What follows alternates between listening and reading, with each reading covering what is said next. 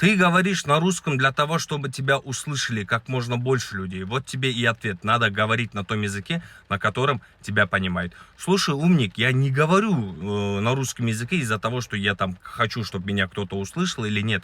Нет, я говорю, чтобы некоторые умники, которые принципиально не хотят учить единственный государственный язык Республики Казахстан, которым является именно казах-тілі, да, чтобы им хоть что-то донести, то, что они неправы по факту, да? Почему они неправы по факту? Потому что любой человек, который живет на казахской земле, обязан знать единственный государственный язык Республики Казахстан. Понимаешь?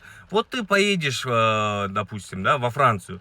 Во Франции ты же не будешь им говорить, говорите со мной на русском языке, или там, пусть каждый говорит там на том языке, которым удобно и так далее. Ты будешь учить французский язык. В Англии то же самое, ты будешь учить английский язык, да, и как бы, если казахи поедут в Россию, они будут учить русский язык. Почему? Потому что у каждой страны, у каждой республики есть государственный язык.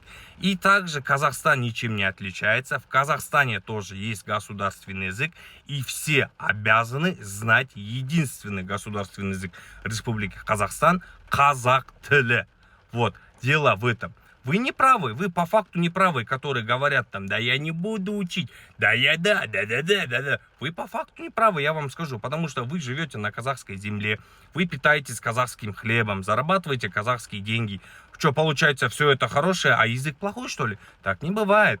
Раз вы живете на земле казахов, будьте добры, учите казахский язык. Не из-за того, что там я хочу или кто-то еще хочет, да. Нет, не из-за этого. Хотя бы, чтобы показать свое уважение к коренному населению Республики Казахстан, которыми являются именно казахи.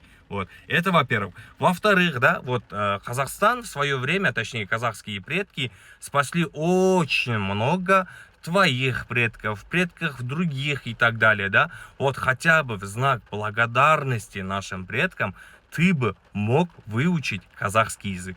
За 33 года не надо было придумывать всякие отмазки, а можно было бы хотя бы в день хотя бы по одному слову учить, ты сейчас говорил бы на казахском лучше любого казаха. Так что не умничай, хорошо? Я еще раз повторюсь, говорю я на русском, почему? Потому что таким, как ты, якобы упрямым, типа принципиальным, доношу то, что они по факту неправы, и именно они разжигают межнациональную рознь.